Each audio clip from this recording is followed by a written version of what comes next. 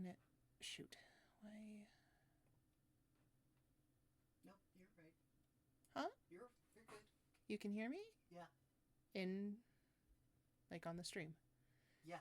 Because it's not showing, like in the mixer, Yes. that it's picking up anything. Okay. Okay. Anyway.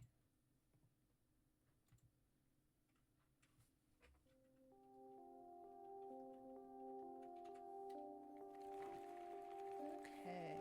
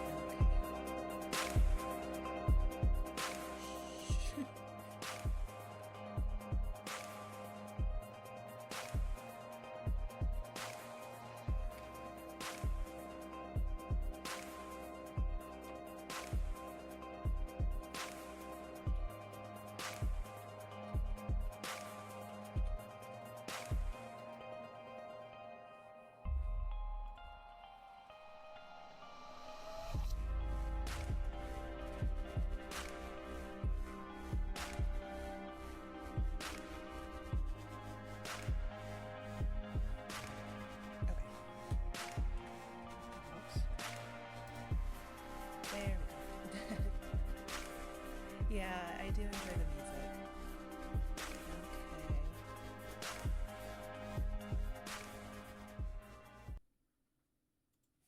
Okay. Hello, squids.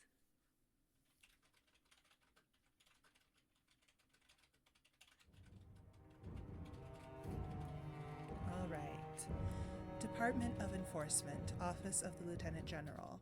You have been selected for immediate transfer and are authorized to report to the Enforcement Headquarters in Lunaris, Iskria. Please find your mission information and all other relevant documents enclosed.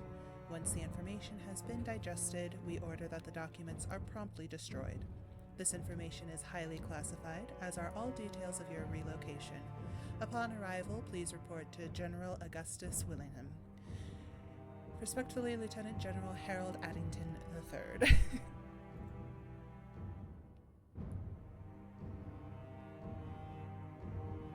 I arrive in Lunaris at dusk.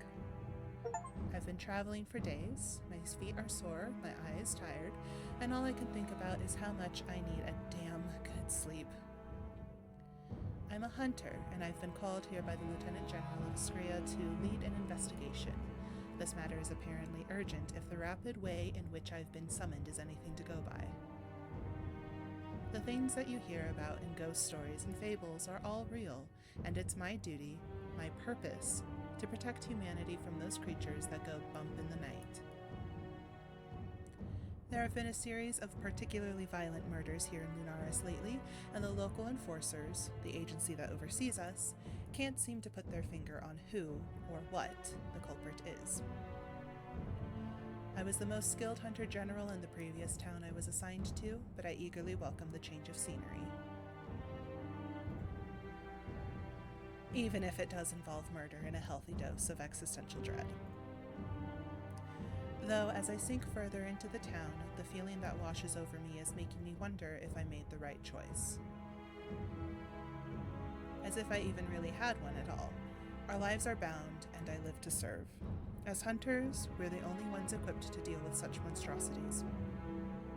Plucked from our families at a very young age, we're told that we hold an incredibly rare talent, not only in passing the secretive initiation that gifts us with keen senses and empathic skills, but also in possessing the mental fortitude, intellect, and obedience necessary to ensure our effectiveness and loyalty. I steel myself and wander aimlessly through the unusually narrow streets, unable to focus on much else other than the thought of a warm meal and a comfy bed. The only thing that distracts me from such thoughts is the way the sky begins to turn an inky, infinite black. Wisps of mist swirl around my ankles, seeping out from every crack and crevice. Flickers of magic are present within the smoky tendrils, and I can't help but wonder if my mind is playing tricks on me. I turn a sharp corner and see people running, scooping up small children, scrambling to get inside. I hear the sound of doors slamming and locking, echoing off of the crooked stonework. Curtains are drawn, windows are closed, and then darkness, the abnormal kind. Although the stars are shining brightly at a glance and the crescent moon hangs low, neither offer much light. It's unsettling, to say the least. A chill rolls down my spine, and I walk faster, my sore feet continuing their protest. The instincts that have been part of me since my initiation kick in, and I have a feeling deep in the pit of my stomach that I need to get inside, and fast. I spot a mage light lantern as I head further down the street. The dull blue flame flickers invitingly in the darkness, drawing me in.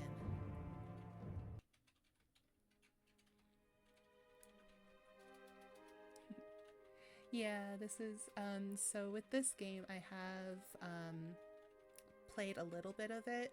This was kind of like a small indie project, that came out a couple years ago. And at the time, the developers were releasing it like chapter by chapter, and, it was a pay what you want model. But they eventually got to a point where the game was big enough where they put everything all together and re-released it on Steam. But I only got like a couple of chapters in before I got like busy and distracted with other things. So I'm really happy that it's all available and that we're going to be able to like play it consistently. And then this is nice because it's one of the games that gives you a little bit of that queer rep. You get to choose your pronouns at the beginning of the game, and then there are canon poly routes with the different romances. So it's fun. It's good. I push the weathered wooden door open, and the light tinkle of the bell that hangs above my head announces my presence. It's empty, only very dimly lit by a few worn-down candles. The shelves are stocked with curious trinkets and jars of strange-looking ingredients and potions, and an apparently endless collection of dusty old books lines the walls. It smells faintly of incense and a little of... is that ozone? Yes, like the way the air smells just before a storm. Like lightning.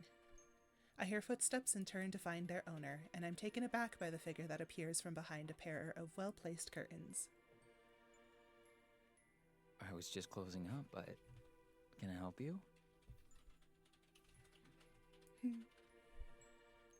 Wide eyes burn into me, brighter than the clearest of emeralds. His aura feels distinctly magical, and I'm very aware that I'm looking at a witch, a powerful one at that. I'm sorry to intrude, but I appear to be a little lost. I'm looking for the tavern. His gaze falls to my weapons and my sash, his cheeks darkening as realization apparently sets in. Are you the new hunter? I offer him a wry smile. Is it that obvious? He returns my smile, and I can't help but feel welcome. At home, even. Oh, just a little. It's lovely to meet you. The town has been alight with gossip about you this week, you know. My name is Ezra, by the way. And if it wasn't obvious, Ezra is one of my favorites. Just his everything. I'm Ashlyn. It's nice to meet you, Ezra. Did anyone happen to tell you not to wander the streets when darkness falls? As capable as I'm sure you are, it's not advised. Especially these days. I shake my head, still a little out of sorts from the long journey. Then, much to my embarrassment, my stomach decides to grumble loudly.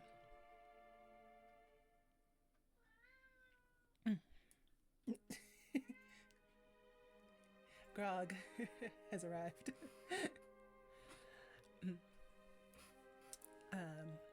Okay. How rude of me. You must be starving. Take a seat in the back room and I'll quickly fix you something up. Hi, baby. Cat break. Or cat distraction.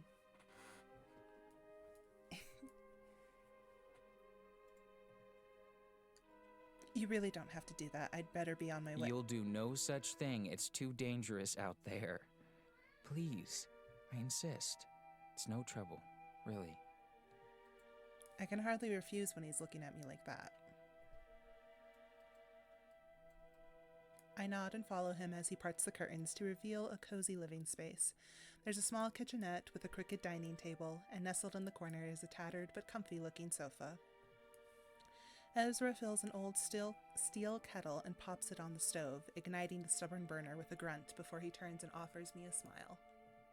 I'm just going to pop upstairs and get you some blankets. I really do insist you stay until morning. You must be exhausted, and I'd hate to send you out into the darkness knowing... He pauses, stopping himself. Just wait here, and please, make yourself comfortable. I can think of nothing worse than even walking across the street right now, let alone across town, so I swallow a polite protest. Thank you, Ezra. He disappears up a narrow staircase, and my curiosity instantly gets the better of me.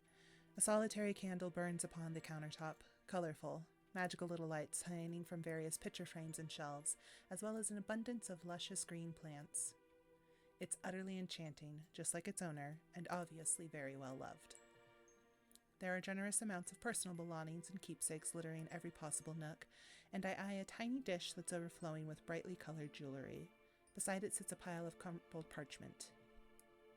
Some of the pages are covered in an elegant looping script, and others are filled with lovingly rendered portraits. I tentatively reach for one of the sketches at the top of the pile, but a loud creak startles me. I turn, as alert as I've always been taught to be, as my fingers edge towards my weapon. The hairs on the back of my neck stand to attention, and I immediately know that there's a creature nearby. That's when I see them. A pair of glowing, fierce, golden eyes peeking up at me from a previously hidden hatch in the floorboards, and before I can even think about defending myself, I'm pinned to the wall by a firm, cold, and inherently not human arm. Who the hell are you? Where is Ezra? That sounds like Gideon Emery. I'm in trouble. Because I don't remember if the characters were voiced when I played. I think that was part of the, like, upgrade.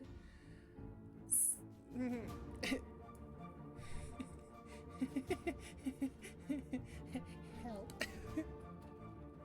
His lips curl into a snarl, affording me what feels like an incredibly pointed view of a set of long, sharp fangs. If I hadn't already clocked his deathly pallor, there'd be no second guessing what kind of creature I'm dealing with here. Vampire.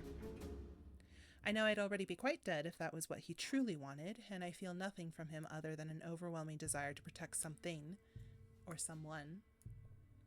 His aura is panicked but distinctly non-threatening, so I decide to relax against his hold. I cautiously raise my hands in surrender in the hopes that he'll stand down. We're not taught to harm creatures who have no intent to harm us. It isn't what we stand for. At least, not the honorable hunters. Plus, vampires are the closest thing there is to humans in the Demonology Handbook, and I've met a few reasonable ones in my time. Emphasis on a few. He retreats a little, just as I'd hoped, just enough for me to gather my composure.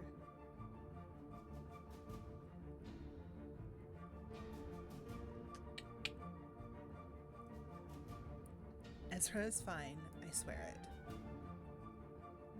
Those bright, disarming eyes burn into my own, a chill skittering over my skin. He looks like he's searching for something, his dark brows twitching as he studies my face, a thick scar cutting through the one on the right. Something that looks a lot like relief settles upon his face. I can't help but wonder what a vampire is doing sneaking into Ezra's home at this hour. If you're playing tricks on me, I'll have your head. Understand? That really sounds like Gideon Emery, and I'm upset.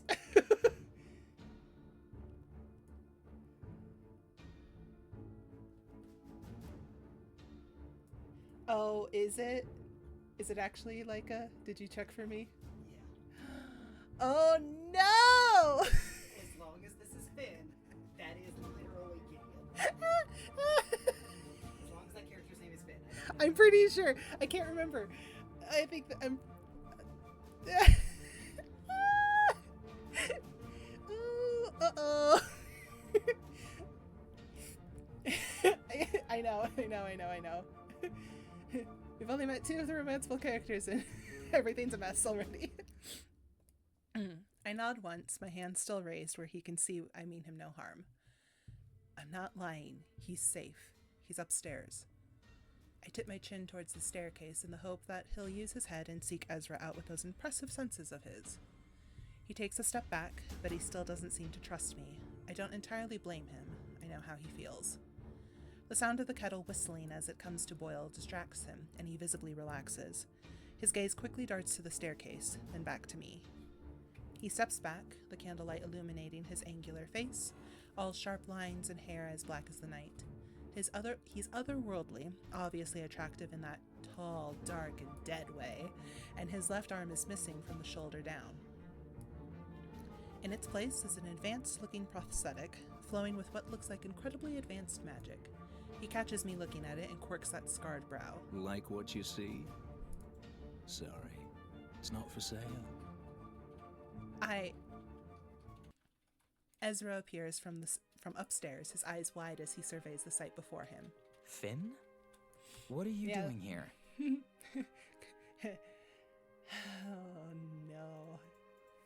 So for reference, for those who don't know, Gideon Emery voices my favorite romance in Dragon Age 2, Fenris. Okay, good to know. Iron fingers curl around Ezra's forearm, almost as though he's just checking he's real. His prosthetic thrums brightly as if it's responding to the touch. I sense that you felt uneasy. I came immediately. Are you okay? Ezra smiles, covering Finn's hand with his own to gently pat it, a reassuring gesture. The intricate patterns etched into the dark iron pulse like a heartbeat. I was only very briefly startled by the appearance of our new friend here. Right. Finn turns to me and dips his head in an apology. I'm sorry about that less than savory introduction, Hunter.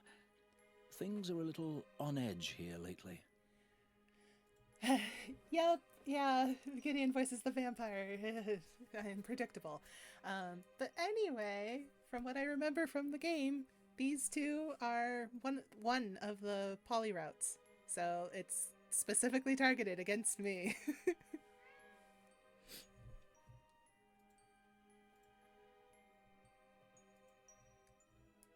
I'd never have guessed. Ezra shakes his head, clearly amused by my sarcasm. I'm fine. You really don't need to jump every stranger that passes this way. That final reassurance seems to make the tension melt from Finn's broad shoulders. Sorry, Ashlyn. You don't need to be alarmed. He's an ally, I swear it. Even if he doesn't give the best first impression. Finn offers me a genuine, almost soft smile, but he looks guilty. As he should, I suppose. I catch Ezra eyeing me warily, clearly sensing my apprehension. It isn't like it's every night you find yourself in a magic shop staring at a witch and an apparently friendly vampire. Finn's whole demeanor changed the second he laid eyes on Ezra, and I feel any final traces of fear melting away as he steps forward and offers me his hand. The smile that crosses his lips is mischievous, and cold fingers grip my own in a firm handshake when I reach for him. It's truly a pleasure to meet you. His pretty eyes brush over me like a caress, his pupils dilating, and I feel myself swaying, leaning towards him almost unconsciously. There's a soft whisper of muffled thoughts echoing in my mind, and I can't quite tell if they belong to me or him. It's soothing, and whatever he's doing grants me the foresight to see that he most certainly is harmless, that he bears no ill will towards me. Something tells me he now sees I'm harmless too. Finnegan, stop that. It's not polite. He got full named. Finn closes his eyes briefly, breaking whatever connection he's created with me, and he offers me a killer smile. Literally. Shit, those Fanes are really no joke. He must be pushing at least 5 centuries. I've heard of vampires enthralling their victims before a kill, but that felt more like a request to be understood, like he wanted to show me he can be trusted. He exchanges an almost sheepish, knowing glance with Ezra, and I quickly feel my mind clearing itself. It's interesting to see such a powerful creature wither under a witch's gaze. Sorry, I'm just checking. Never played a dating sim, but this might be the one. Yeah, no, this is a good one. This is a fun one. Yeah, and I'm glad I found it early, and I'm glad that I get to see the new and improved version and actually finish this also.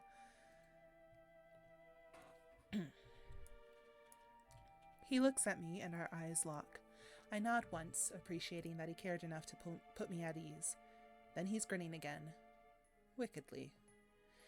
I hope he didn't hear anything untoward in there. Anyway, Ezra fusses with the kettle, pouring me a cup of fragrant tea and offering it to me on a pretty floral saucer. Here, this will help you get a good night's sleep. I take the cup with a nod, both of them staring intently as I take a small sip. It's good, refreshing, and exactly what I need. So, Ashlyn, are you looking forward to becoming part of this Ouch! Ezra elbows him in his ribs, throwing him a stern, warning glance, and Finn flinches a little too dramatically for a big, scary creature. Lovely town. Do you have any idea what you've gotten yourself into?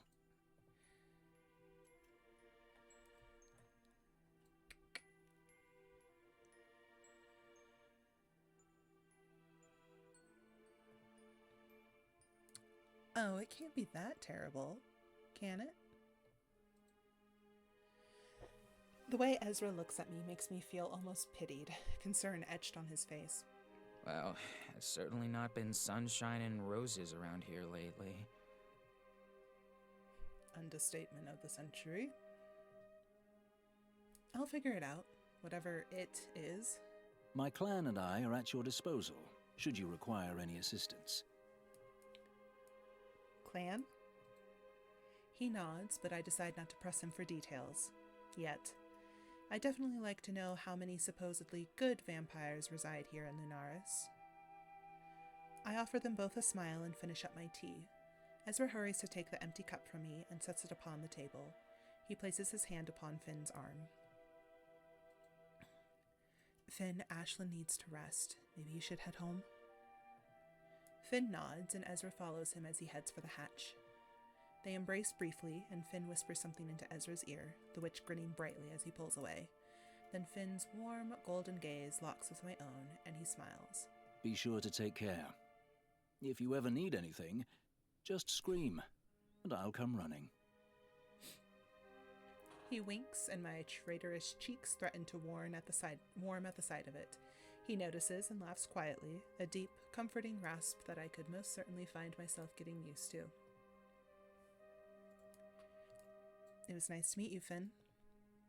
Finn gracefully lowers himself into the hatch, and Ezra stares into the darkness until the door slams shut. He turns and retrieves a tin of biscuits from a cupboard, offering them to me and waiting expectantly until I take a handful. Please don't let our apprehension worry you. I'm sure you're more than capable of getting to the bottom of all this. Some are saying the town has been cursed, but I sense something else. Something bigger. Well, it's always a terrible night for a curse. Even though we've only just met, I feel like I can trust him. Within moments of my arrival, I could tell that something about this town is off, and I intend to get to the bottom of this mess. I have to live up to my apparently impressive reputation, right? We've lost people, good people, and the investigation seems to have just halted. We don't know what more we can do. Ugh. Look at me getting all emotional when you're probably dead on your feet and desperate to get some sleep. He quickly gathers himself, forcing a laugh to break the somber mood. Thank you for letting me stay, Ezra. I'll be out of your hair first thing. I stifle a yawn as Ezra turns to fuss with some blankets. I'm thoroughly looking forward to settling upon the sofa, however tiny it may be. Really, it's no problem at all. Wouldn't dream of letting you wander the streets at this hour, especially after that journey. I'll see you in the morning. If you need anything, just shout. He heads upstairs, and I eagerly remove my boots. The relief is instant when I settle against the cushions, pulling the soft blanket up to my chin. Despite the abundance of questions that currently flood my mind, I swiftly fall into a blissful, dreamless sleep.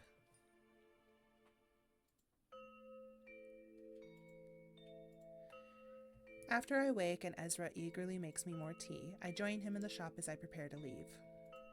I wait patiently while he deals with what sounds like a particularly difficult customer, doing my best to eavesdrop as I survey the books that line the walls. Most of them are in languages I don't understand. There's a strange energy in the air, and my senses tell me that Ezra's visitor is also of magical origin. You really can't just drop by like this and expect me to have what you need right away. These things take time. That's always your excuse, Ezra. Do you not want me to work hard to save this town? Ezra sighs, apparently not willing to argue, or maybe he knows he'll lose. The tall figure he's bickering with turns to look at me, and I'm caught off guard by their piercing eyes, their stare cutting me to my core. They scowl, their lips pursed as they turn on a towering heel like I have a target on my forehead. Ezra looks like he's about to try and say something to stop him, but they wave dismissively over their shoulder. They come to a stop before me and steal their gaze, staring me down and studying me from head to toe in a slow, pointed drag. I register the familiar violet sash that adorns their torso, the very same as mine, and I exchange a quick glance with Ezra. He looks apologetic as he hurriedly emerges from behind the counter to join us. An enforcer, then. One who apparently doesn't feel that it's necessary to wear the standard uniform, or maybe they simply think they're too important. They have a commanding presence about them, and I can't help but wonder what rank they hold. So you're my new subordinate? Interesting. Gus. August? So this is the infamous Major General Willingham that I've been assigned to. They're a prolific figure countrywide, and they're known for being responsible for one of the best hunters that Iskria has to offer. It will be a true honor to serve under them, despite their apparently icy disposition. Historically, enforcers aren't the friendliest bunch. They live to serve just as we do, but they hold a much higher authority and love to remind us about it. The way Ezra said their name carried a warning, and August scowls at him briefly before turning their attention back to me. I notice how tired they look, their eyes heavy-lidded and their skin pale, and they even almost sway where they stand. Apparently, Ezra notices too, a flash of concern crossing his features as he quickly rushes to gather some ingredients from a locked cabinet. It looks like he's done this before, seen them like this before. It's a pleasure to meet you, Enforcer Willingham. Yes, I know exactly who you are. Your arrival has caused quite a stir, and more than a little paperwork. He grumpy. They grumpy. I remember my pronouns.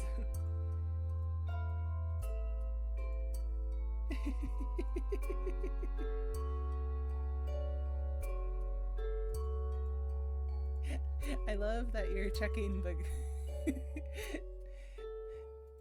I love that you're checking all the cast as we go. Okay. So sorry, I'm going to pause real quick. I need to go to the bathroom. Okay. I'm back. Uh-oh. Yes, I think. I hope. Can you hear me? Okay. I don't like that it doesn't show up in the mixer because I think it's not working. Okay.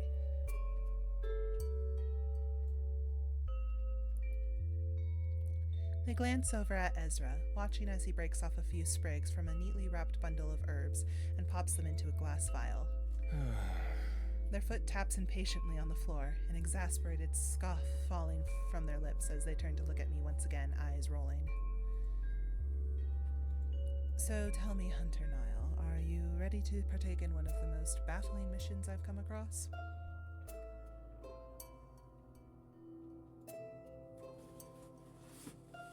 Of course, General. I'm looking forward to working with you. They quirk a perfectly sculpted brow, their lips pursed in contemplation. I don't suffer fools, and I certainly don't tolerate tardiness. If you're capable, we'll get along just fine. Their unrelenting gaze burns into my own, and I swallow thickly, offering them as genuine a smile as I can muster under such scrutiny. I think everything will work out. This won't be as effective, but it'll do the job for now. As August eagerly reaches for the vial clutched in Ezra's palm, the witch pulls away and fixes them with a worried gaze. Please stop doing this to yourself. They're pushing you too far and you know it. You're better than this. Now we both know that's not true. Ezra surrenders the vial, the viscous violet liquid glowing dully as August takes it with a trembling hand. Ezra squeezes August's fingers before pulling away. He looks impossibly sad. There's always a choice. Remember that. August seems lost for words, but manages to maintain their carefully crafted annoyance. They reach for the door with yet another roll of their eyes, pausing briefly to catch my gaze. I'll see you tomorrow. Don't be late.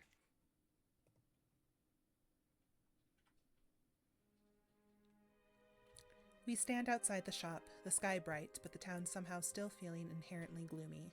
If you ever need anything, you know where to find me. Please don't hesitate to stop by. You won't get rid of me if you say that. Oh, I wouldn't mind. His smile softens, and I feel incredibly grateful that I stumbled across him. I mean it, though. Anytime, and be careful. Thank you, Ezra.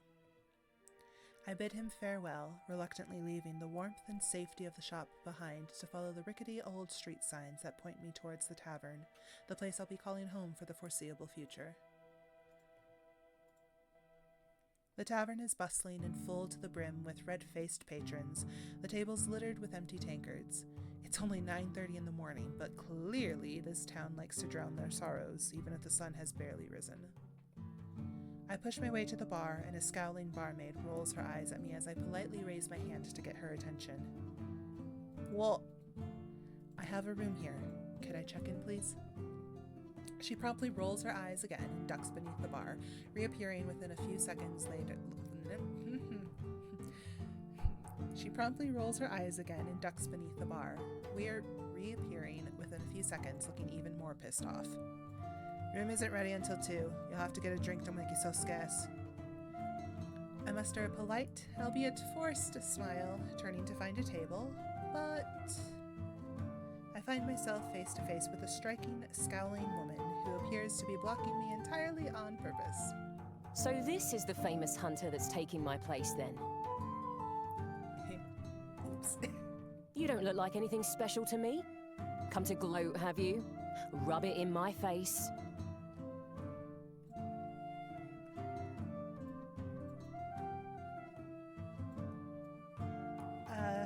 It's nice to meet you.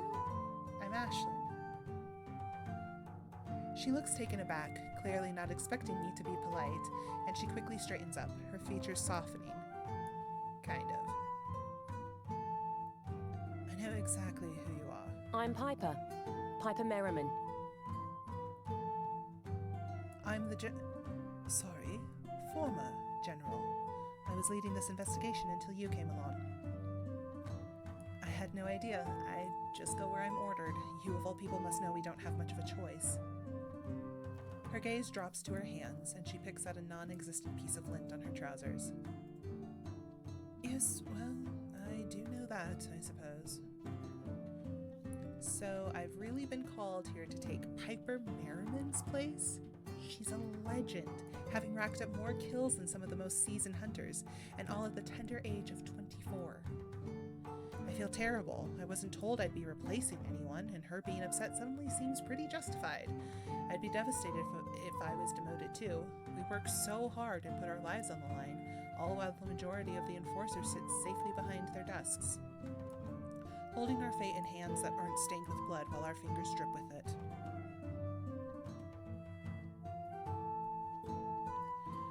Pike...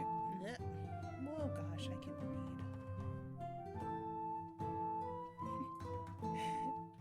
Again, I appreciate you just looking up credits as we meet people like Anyway, Piper makes a vague gesture at the barmaid, and she's swiftly handed a glass of warm amber liquid that she delicately cradles in her palm.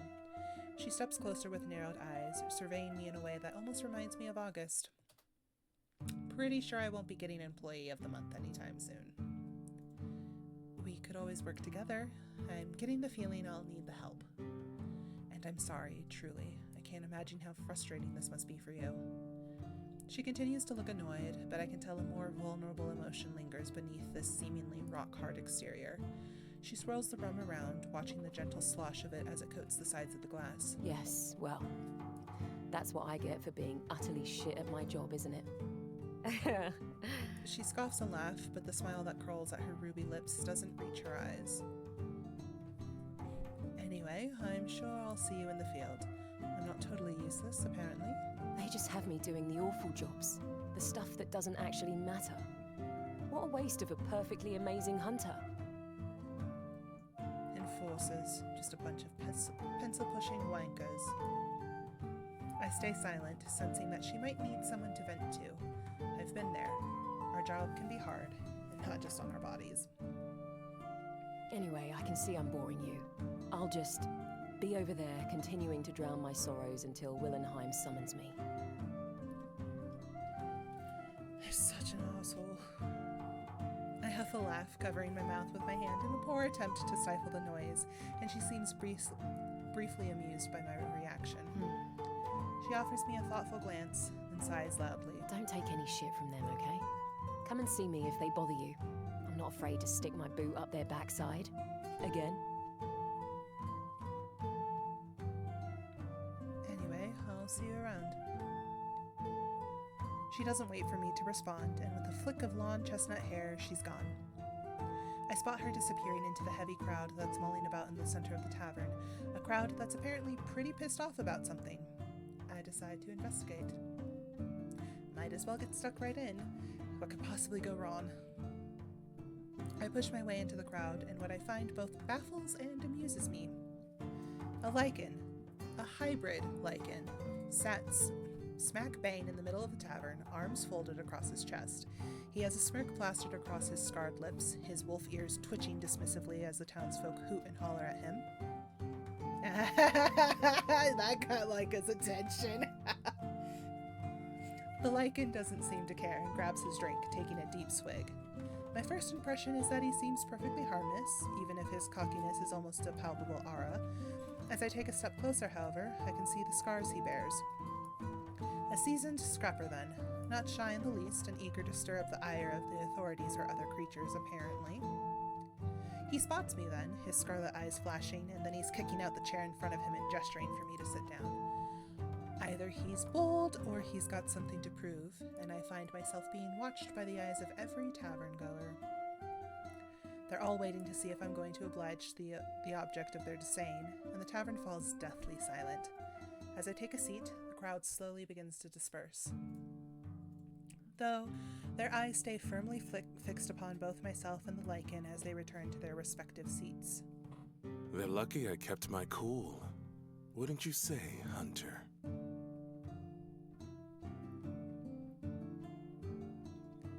They are, incredibly so. They obviously haven't seen a lichen in their true form, have they? But then, you look an awful lot like a halfling. I pointedly look at his human ears. He smirks, apparently highly amused. Oh, I'm sure they've seen one or two around these parts. They're just stupid. I grin, finding myself shamelessly liking him already. see. How about you tell me your name and why you apparently have a death wish hanging around in a tavern full of humans who quite clearly aren't too fond of non-humans?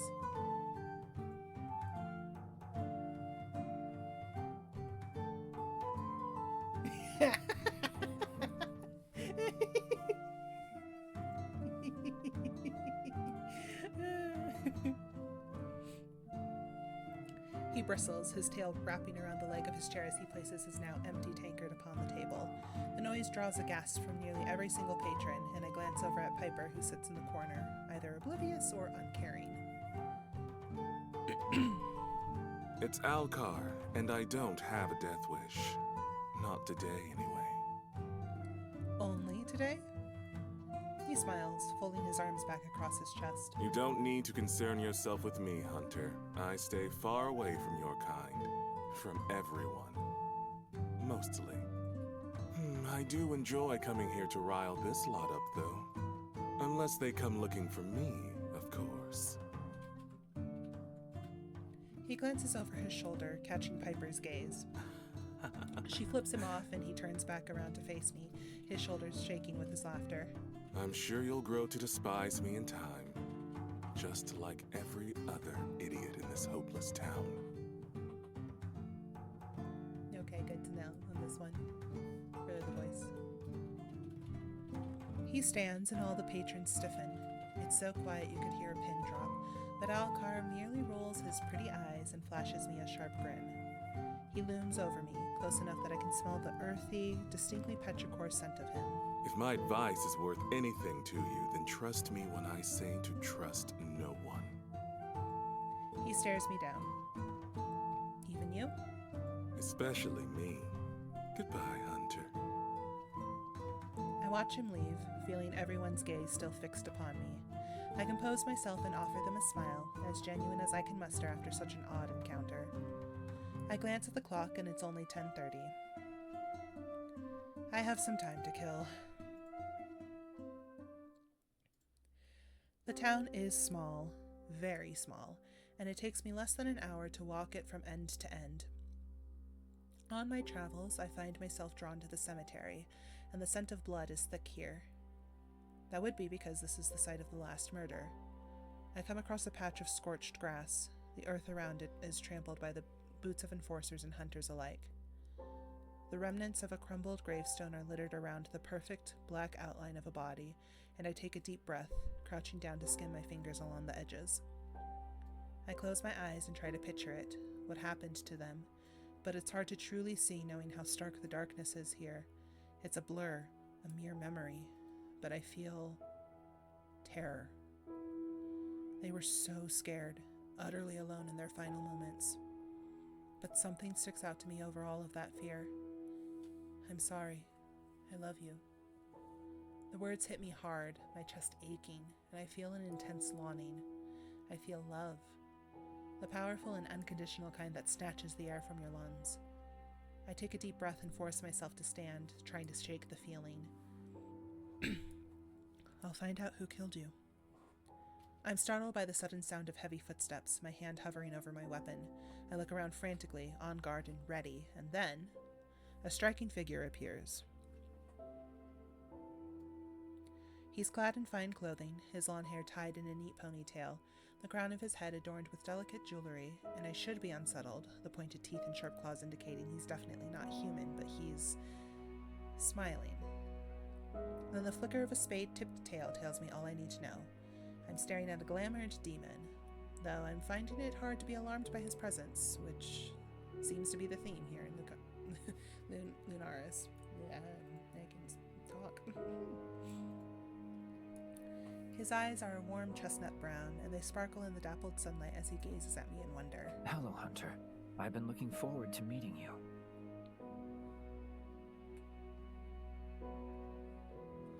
You've been expecting me.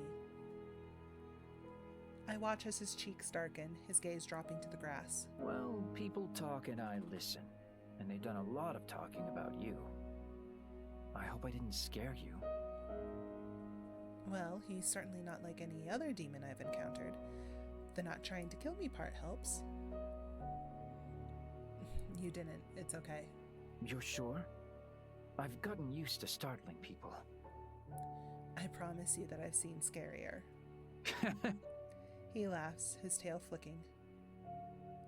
Oh, I'm certain you have. His aura is calm, if not a little skittish, and I decide he's probably more scared of me than I am of him. He's still hard to read, though, and that's frustrating, but not necessarily alarming. Whew. What's your name? The demon exhales sharply, apparently relieved that I'm making conversation rather than drawing my weapon. It's Omen. You've got to be kidding me.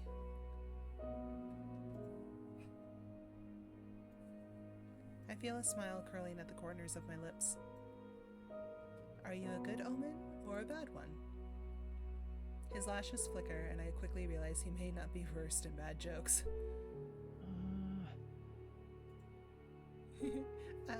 What?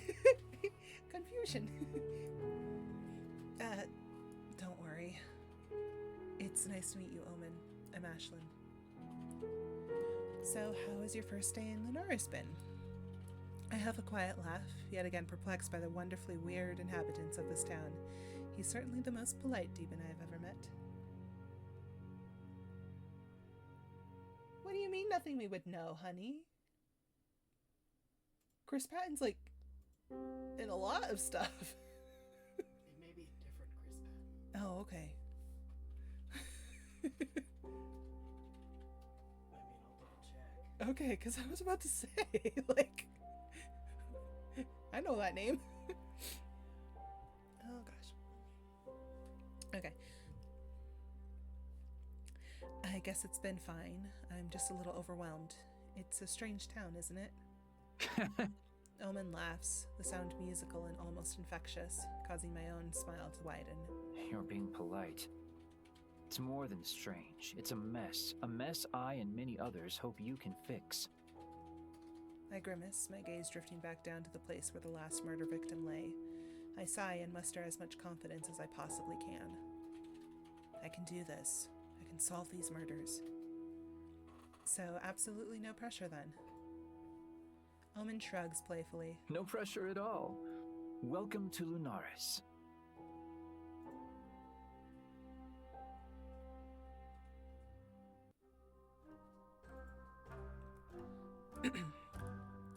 I make it to the enforcement headquarters with time to spare after August's thinly veiled threat about tardiness yesterday. I had a terrible night's sleep on scratchy sheets, and I couldn't possibly feel less ready to face my less than friendly superior. I raise my fist to knock on the door, but the muffled conversation that I hear coming from inside has me hesitating. It sounds heated.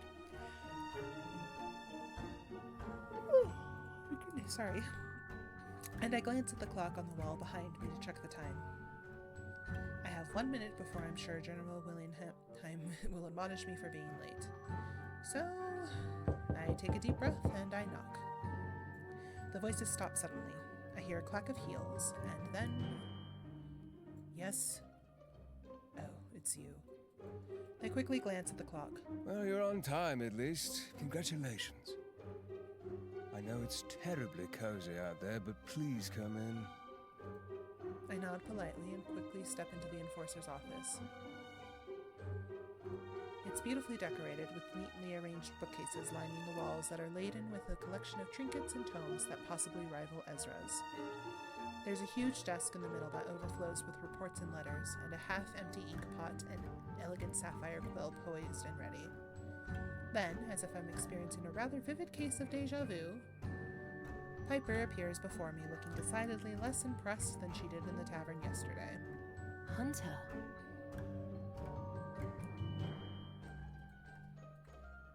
Hello, Piper. It's nice to see you. She stares at me, her eyes narrowed as her gaze flickers to August, who stands quietly just behind me. Their hands are clasped behind their back, a dark eyebrow quirked almost expectantly. Piper frowns at them, her nose crinkling before she swiftly turns her attention back to me. Yes, you too. I offer her a smile, but the one she offers in return doesn't quite meet her eyes. I appreciate the effort nonetheless.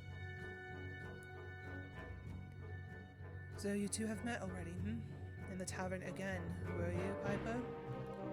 August sighs heavily when we both fail to respond, and Piper manages to look anywhere but her superior. Anyway, they run their hand along the edge of their desk, inspecting their perfectly dust-free fingertip as Piper huffs in their general direction. I know you have very important business to attend to, but I'm not finished with you yet, Willenheim. Is that so? I've given you your mission, you've complained about it loudly. So, pray tell, Major, what else could there possibly be? Piper flinches, and I see her demeanor shift, her admirable determination withering and dying as that word rolls off August's tongue. A harsh reminder of her demotion, and one that clearly stings. I wonder if I'll ever get the chance to ask her about it, to finally know exactly what she did that warranted her being made such an example of. Nice, August. Really nice. You could quite literally cut the tension in here with a dull-bladed dagger. It's not awkward at all. We have a meeting, General? August sighs, glancing at Piper almost guiltily, but the sorry expression fades the second she meets their gaze. Yes, we do. Is that everything for today, Merriman? Is it even... I wasn't asked... They take a deep breath, pinching the bridge of their nose between forefinger and thumb. You're dismissed for today, Merriman. They stare each other down, and I wonder how the hell they ever managed to become one of the most successful elimination teams in all of Astria. I've heard countless weird and wonderful stories of their partnership, of Piper's unparalleled strength and August's unmatched intelligence. But here, now, all I see is a dispirited hunter and an impossibly tired enforcer. Harry is on his way. I suggest you depart quickly. Shit. She blanches at that, and I can almost see her admitting defeat. Her shoulders relax and the furrow in her brow fades. Fine. I'll go and look for your possibly a small chimera, but probably a big fucking cat. One day you'll have to stop punishing me, you know. Piper grabs a set of expensive-looking daggers from the chair in front of the desk, strapping them to her back with haste. She pauses in front of me, and those dark eyes soften as she meets my gaze. See you around, Hunter. Enjoy your important meeting, and remember what I said. Foot. Ass. She chances another glance at August, and they suddenly become very interested in studying their perfectly manicured nails. With a wink, she then fully spins to face August, squaring up to them playfully. The enforcer towers above her, still uncaring, still unbothered. Twat! And with that, she turns on her heel and slams the door so hard it shakes in its frame. August walks around the back of their desk, practically falling into the well-used leather chair.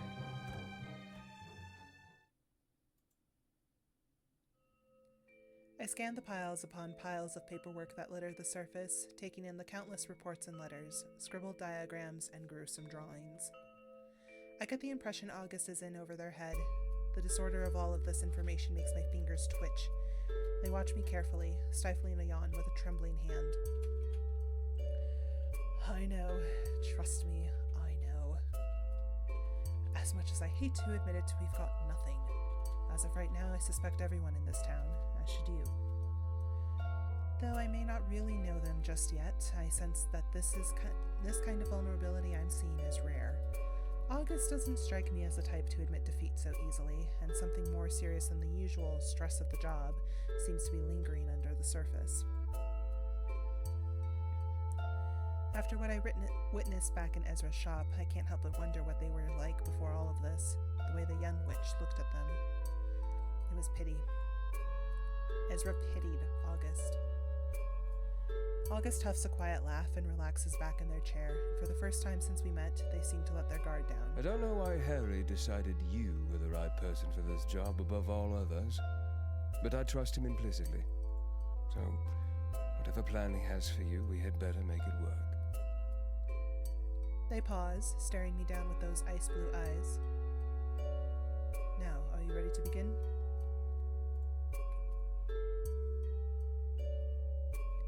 I feel impatient and restless.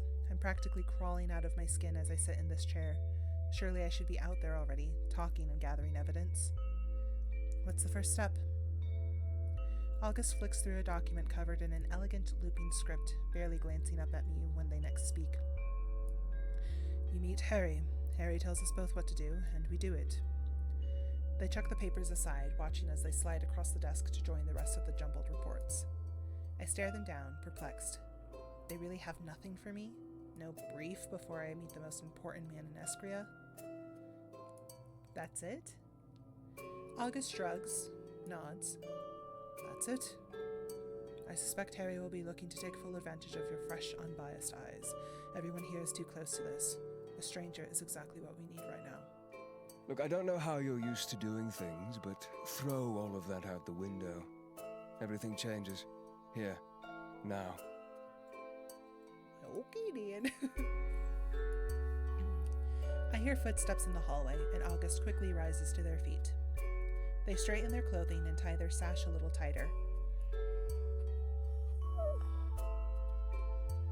Oh, goodness. Sorry. I follow their lead and move to stand by their side, my heart hammering triple time in my chest as those footsteps draw nearer.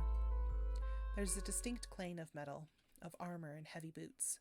Then the door swings open, and an imposing figure enters the room. His gaze flickers between myself and August, his expression stern and almost emotionless. I've heard many tales about Harold Addington III, and as he stands before me, I feel a certain sense of pride that he would choose to summon me to deal with such a vital case. He's adorned in the standard enforcer colors of black and gold, but his outfit is far more regal than any of the other higher-ranking officials I've seen. A wide smile breaks out across his scarred lips, and he pulls August into a tight embrace, a deep, comforting chuckle rumbling in his chest. Old friend, how the devil are you? It's been a while. Too long, I say. He pulls away, still firmly holding onto August's shoulders. You look exhausted. Have you not been sleeping? August offers him a wry smile as Harry drops his hands. I'm trying to sleep. Does that count? Harry throws them a look, something stern but edged with a certain fondness, one that a father might give to their child. Look after yourself, Augustus. August nods once, still smiling as Harry turns to stand before me. Hunter, it's such a pleasure to meet you. I can finally put a face to all those impressive reports I've read.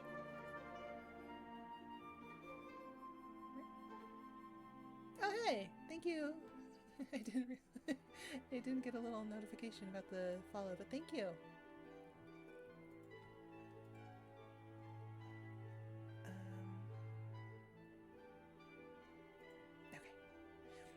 Okay. He offers me his hand, and I eagerly take it. It's a pleasure to meet you too, Lieutenant General Addington, sir. He smiles warmly, keeping his grip on my hand, his other holding my forearm. Harry is fine. None of that formal nonsense. If we're going to be working together for the foreseeable future, we might as well get familiar, wouldn't you agree? Of course, sir. Harry. He laughs, and I feel incredibly relaxed in his presence. Now, let's get to business, shall we? August hands him a standard issue file sealed, with wax bearing the Scarlet Enforcer emblem. They watch me carefully as Harry breaks the seal, a heavy sigh falling from his lips as he quickly scans the report. He closes his eyes, handing the papers back to August before he turns his back to us both. A silent moment passes, and Harry rounds his shoulders, clicking his neck before he faces us. You know, I've worked for the Enforcers for nearly 30 years, and I've never felt quite so useless. We've lost some of our best, our brightest, kindest.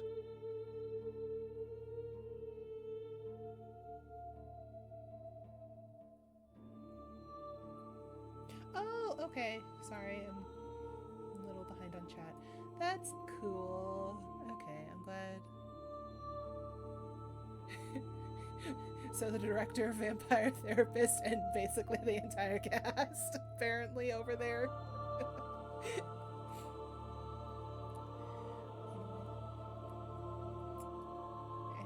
Oh, and hi, Rika. I didn't realize you'd popped in. Hello. Harry pauses, the waver in his voice evident as he composes himself. I am truly at a loss, and I'm finding it hard to remove my emotions from the equation when it's my own people being needlessly slaughtered. August averts their gaze, stealing a quick glance at me, seemingly sussing my reaction, but also giving Harry a moment of privacy. Nothing can bring them back, but we can bring those responsible to justice. Suddenly, it hits me. The victims were hunters, weren't they? Yes, they were hunters, just like you. Harry huffs a quiet laugh, clearing his throat. I know we're putting a great deal of responsibility on your shoulders, but I have never-ending faith that you're the one who can help end this madness. Do you have any questions?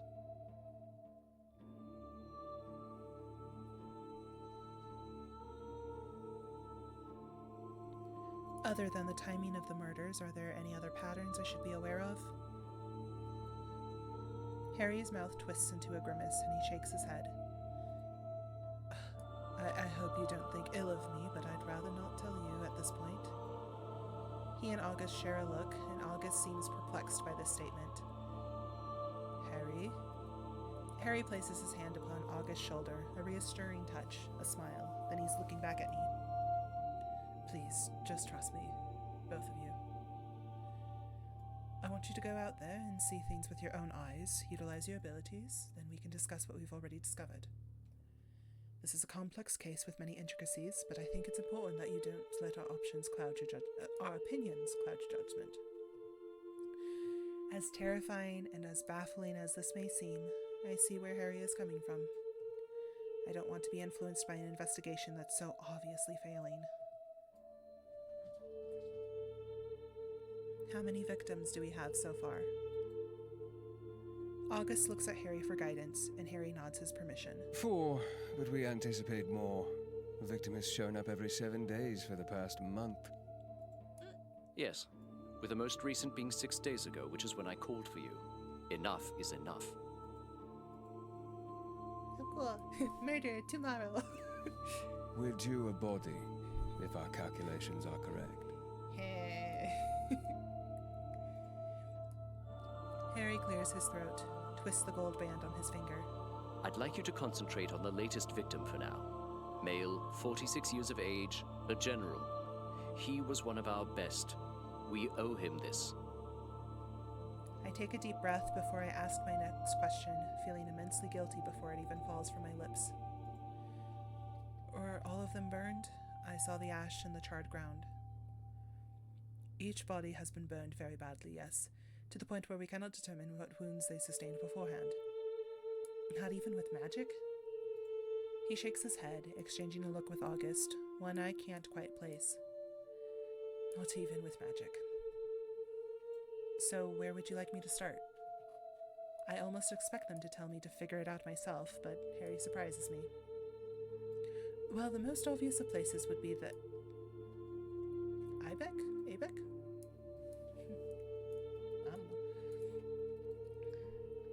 The what? Okay, good, I'm not the...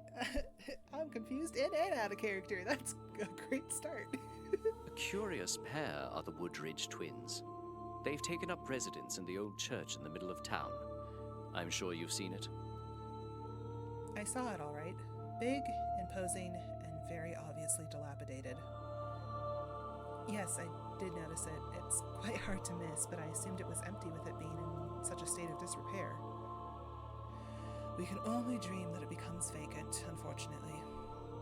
August clenches their fist, the faintest flicker of magic shimmering in their palm.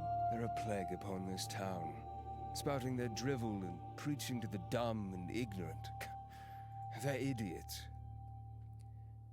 Augustus. August takes a deep breath, their magic dissipating. Right. Sorry. Well, I'm not fond of them, if you couldn't already tell. Harry and I share a glance, and he smiles warmly, winking at me. Oh, I think we got the picture. Now, as I said, I suggest you start with them. Just see what you make of them. You might need to play along with the woman. She tends to favor playing games. Anything to baffle you. Have they already been questioned? Are they dangerous? Are they human? Harry shrugs, and August's annoyance at him being so unbothered is obvious. Yes, they're human, and yes, they've been questioned. Hunter Merriman saw to that, but she and the woman have a rather tumultuous relationship. Okay. Their alibi is solid. They have a guard, a human who has connections to Clan Casimir. She has no reason to support the Ibeck Ord, other than just doing her job. I'd still be interested to hear what you think of her, though. So, in theory, they're harmless, but they do have the people's ear for some bizarre reason. They prey on fear, and the town is infected with that right now. Be cautious of them. They certainly won't take kindly to you. Oh, I think the General can handle them just fine. Have some faith, August. August waves their hand dismissively, wandering over to a filing cabinet that's nestled in the far corner whilst muttering something under their breath. A warm hand touches my arm. We trust you, Ashlyn. Now, once you've spoken to them, I suggest just going where your gut tells you. There are plenty of other Lunarians for you to get to know, so just take today to really find your feet. I must meet with August and some of the other generals now, but please report back to us in the morning. Unless you find any damning evidence, of course, in which case, report back immediately. I nod, glancing over at my superior, who has taken it upon themselves to dive headfirst into yet another pile of paperwork. Trust no one, right? Not a bloody soul. Suspect everyone. Question everything. I close the door behind me, leaving August and Harry with their discussion. I feel a bit overwhelmed, but ready. Ready to finally start my investigation and to hopefully end all of this chaos. I take a deep breath and straighten my clothes, feeling ruffled from both that initial heated encounter and the brief but semi-informative conversation with the Lieutenant General. As I turn to leave, I spot Piper leaning against the wall. She looks stoic, her gaze fixed on the floor, but she perks up when she spots me approaching. Oi, Ashlyn, I can call you that, can't I? She makes a quiet, frustrated noise and closes her eyes. She shakes her head, exhaling sharply before she meets my gaze. Listen, I'm sorry you had to witness that exchange. I couldn't bring myself to leave without apologizing for my behavior both today and in the tavern the other day. It's been a rough few weeks, and I often let my passion overrule any rational thoughts that I promise I am capable of having. It's unbecoming of me. I'm taken aback by the vulnerability of her words. This isn't the Piper I thought I'd have to become accustomed to. Piper, She raises her hand to halt my words, calloused fingers curling into a fist. Please, just let me apologize, all right? Then we can pretend I never acted like a complete asshole, and you can go and do your job. So? She sticks out her hand, her daggers clanging noisily where they rest in the holster on at her back. The name's Piper Merriman. She rolls her eyes, taking a deep breath before her next sentence. Major Piper Merriman. She throws me a wicked grin, and I can't help but laugh. I place my hand on top of hers, carefully lowering it to her side. You really don't have to apologize, Piper. I know how hard this must be for you. She clears her throat, her grin morphing into a wry smile. Yes, well, still, no reason to be a twat to you. It's not your fault, Her smile widens, her eyes sparkling, and I sense that she's up to no good. Was it, Ashlyn? Did you plan all of this just so you'd get to come here to meet me, the infamous Hunter Merriman?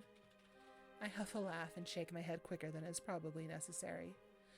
Don't let your head grow too much. You won't fit through the doors. She studies August's office door with twisted lips. She makes a disgusted noise, her nose crinkling. Ugh, and be stuck here with Willenheim. Perish the thought.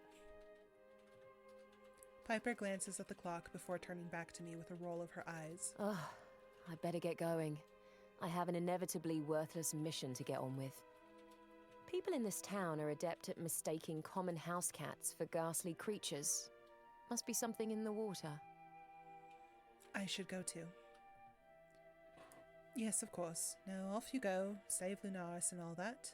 I'll see you around, Ashlyn. She turns on her heel and heads for the exit, pulling her chestnut hair up into a messy bun as she goes. I gather my wits, checking my supplies and weapons, adjusting my armor. It's time to begin.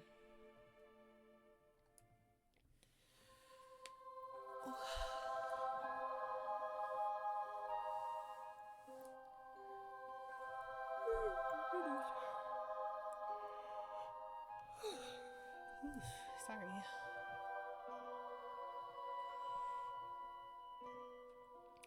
It's a strangely beautiful day in Lunaris, regardless of the biting cold. The sky is clear, and the cobbled streets are abuzz with the smiling faces of townsfolk strolling to the local market with empty baskets and full pockets. There's certainly a different vibe to the last time I walked the street. No panic, no haste. As I draw nearer to the center of town, I see that imposing white building. Scarlet flags sway in the wind on the roof, but as I look closer, I can see that they're tattered and dirtied. The twins may very well be human, but the way my stomach drops and twists as I approach the weathered wooden door tells me I might be shocked by what I'll find inside. I push open the heavy doors, and the sight that I met with snatches the breath from my lungs. This place is huge. Its domed ceiling was seemingly once decorated with an intricate painting, but the layers that have cracked and peeled over time, and nothing more than the remnants of what looks like a starry night sky cling to it. The furniture is caked with a thick layer of dust, and the pews are in disarray and covered with strange etchings that look like they've been carved into the cheap wood with a blunt nail. Sorry. Oh my gosh. There's a lot to take in, but I'm not here to scour this ruin for evidence. I'm here to talk to its inhabitants. The dread that's now firmly seated in the pit of my stomach churns violently, but it's something old, something that lingers.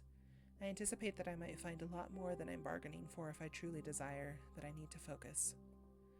I need to find the Woodridge twins. As if by magic, two pairs of startlingly bright blue eyes emerge from the shadows near the destroyed pulpit. Hello, Hunter. We were expecting you. To say that they're unusual would be an understatement, and they're not at all what I expected.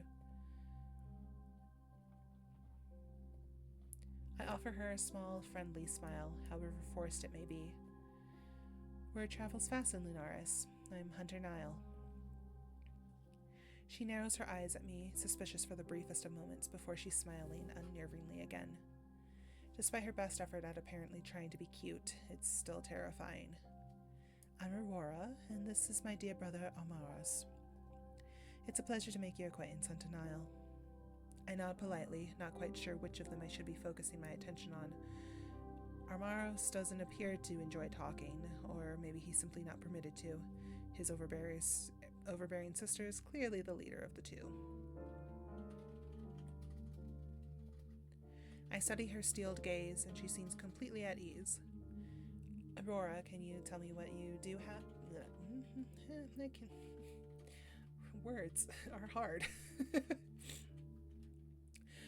Aurora, can you tell me what you do here?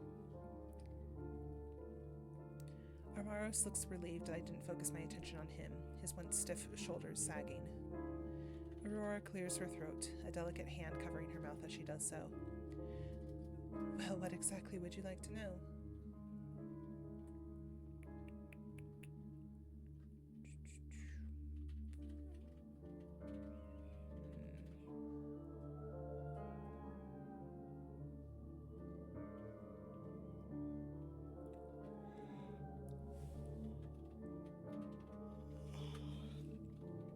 I clear my throat, trying not to be distracted by their unnatural stillness.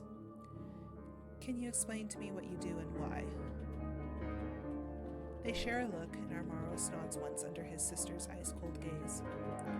Our purpose is simple. We spread the word of the night, of those that are oppressed and murdered in cold blood. And who exactly are the characters? And who exactly are the oppressed? She giggles, the sound musical, but edging on maniacal.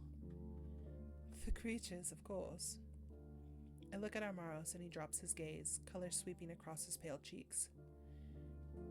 Is my answer not satisfying, Hunter Nile? Surely you know that the institution that you serve brings harm to innocents. Though the creatures that you kill are nothing more than confused and lost, merely looking for salvation.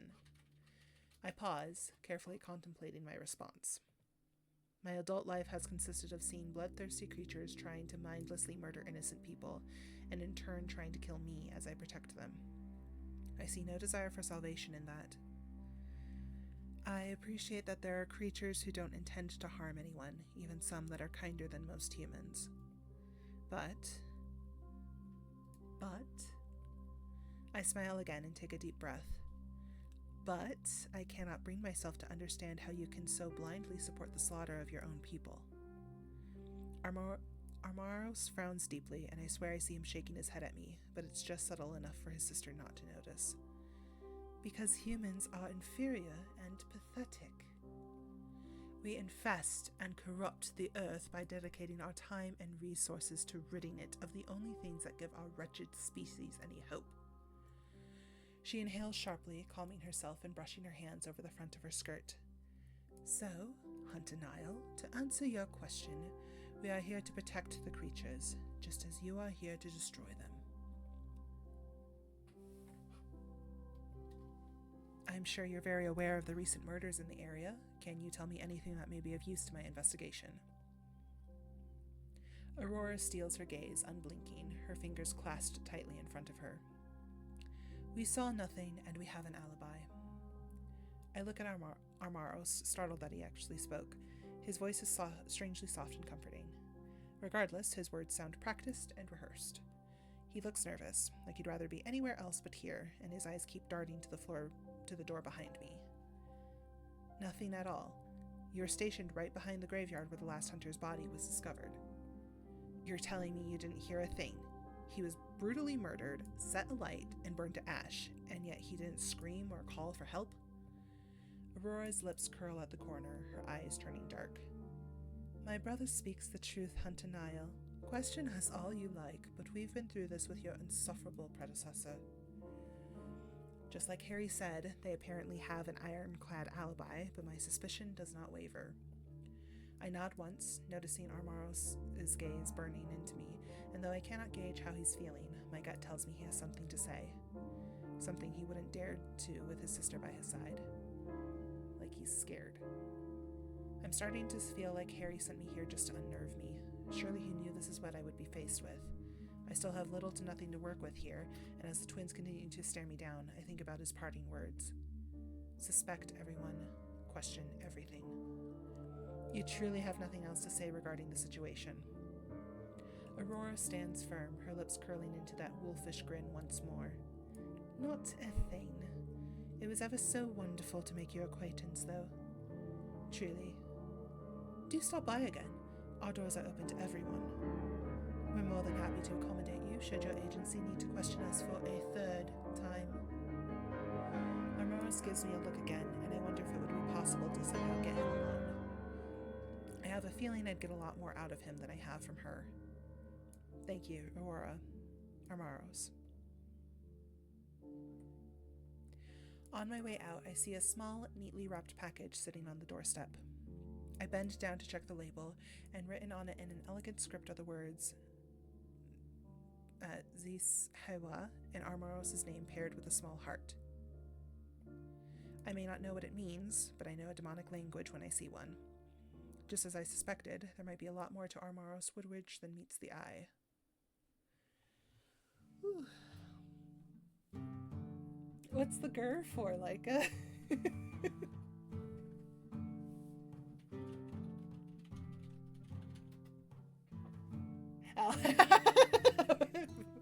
Valid. I don't think you are supposed to like it.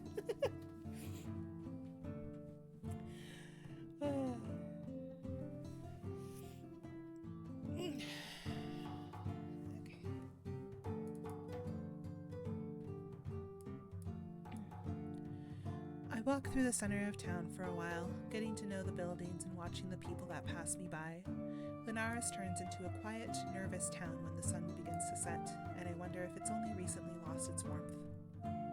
I consider heading for the graveyard, something tugging at me and telling me that there's more there for me to find, but... Alcar suddenly appears from between the crooked houses, sending two children that were playing in the street scattering, What the hell have you been doing in that damned church? Are you feeding into their bullshit already? He pauses, huffing a sharp breath through his nose. I thought you'd be different, just like everyone said you would be. How stupid of me to want to believe them.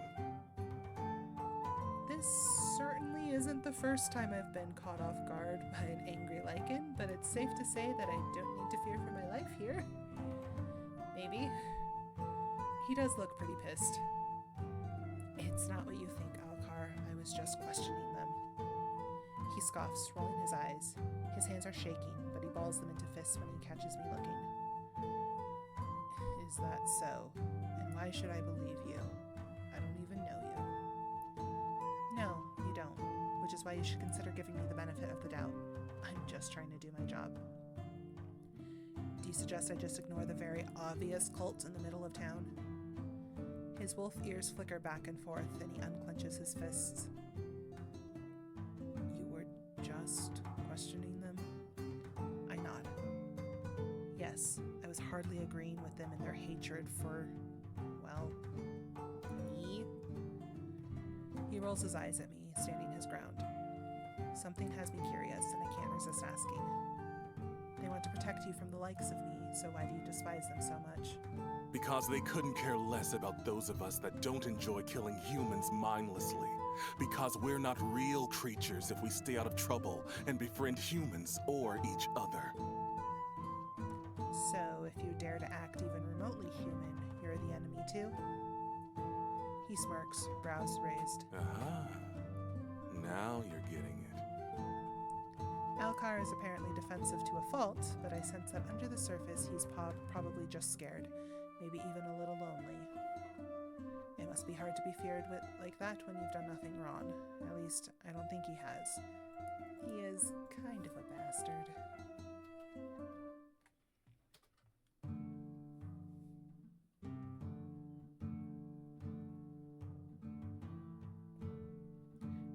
Alcar, were you following me? He bristles, frowning deeply. Don't flatter yourself, I can just smell the twins a mile away. I'd just like to keep an eye on things. Especially them. And especially strange new hunters who appear out of nowhere. Then proceed to hang out with those creeps. Well, cross my heart and hope to die. My visit was innocent. I would be careful making that statement here. Someone might take you up on it. I laugh, but he's probably right. So you just happened to conveniently be hiding in an alley to jump out at me then? Something like that, yeah. A moment passes and Alcar restlessly shifts from one foot to the other. He doesn't seem incredibly satisfied with my answer about questioning the twins, but I can't really do much more to convince him, nor do I care to right now. So, where are you heading now? Do you live nearby? He narrows his eyes at me, clearly contemplating if he wants to divulge such information. Why?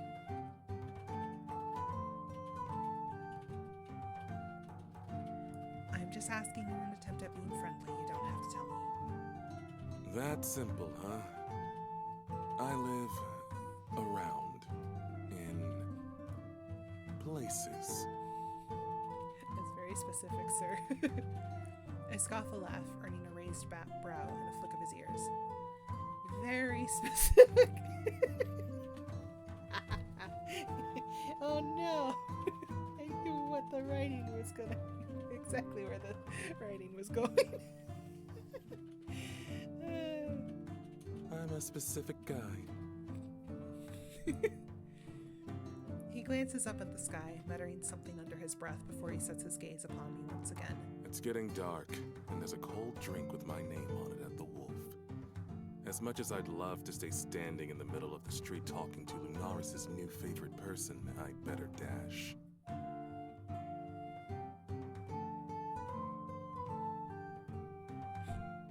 He turns as if he's about to leave, but he pauses, pointing at the Ibex. The building looms over the town, and it appears even more unsettling now I know who resides there. Stay away from them. You might think you're safe because they're human, but words can do just as much harm as knives or claws in this town. get the horrible feeling that he's right, that maybe I should have pushed harder with them. I should be asking him about the murders too, but Harry told me to trust my instincts, and right now something is pulling me towards that graveyard, not towards the scrappy, sarcastic wolf. I'll be careful. See to it that you are, Hunter. The town might fucking implode if it has to deal with much more. He makes a dismissive noise, scowling at me, but he's unable to mask his obvious worry for my well-being. Not that I care. Oh, you care. Anyway, I'll see you around. He offers me a half-arsed wave paired with a decidedly mischievous grin, and then Alcar slinks back into the alley from whence he came.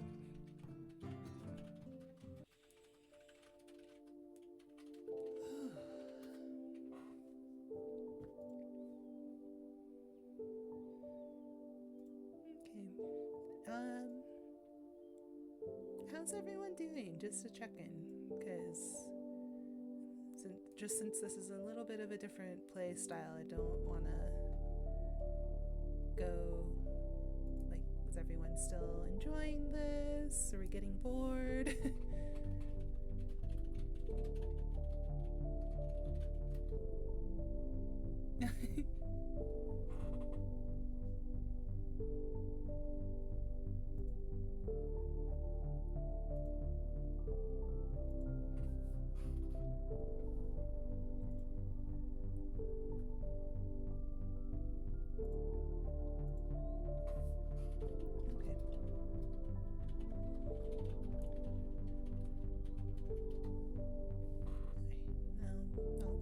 For a little bit longer then.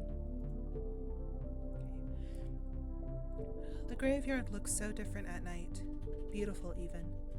Fog twists and curls around my ankles as I walk, glimmering specks of vivid blue light sparkling in its haze. Thankfully, the darkness is a little more forgiving this evening, and something seems to be guiding me along and leading me right to the place where the murder happened. I'm hoping that I might be able to get a clearer idea of what transpired here that night now that I know who he was, or what he was. I follow the path and see a dark figure crouching before a neat line of gravestones. There's no danger here, not that I can feel, but I approach with caution anyway. As I draw nearer, I recognize him. It's Finn. I'm no fool, and I know he senses me here, but he doesn't flinch, keeping his gaze fixed on the dark forest that surrounds us. I stand in silence and observe him, noticing the defeated set of his broad shoulders. He already seems different here to the man I encountered the other night in Ezra's shop. More stoic. He takes a deep breath when I know he doesn't need, and he turns slowly. Hunter, what brings you here on this fine evening?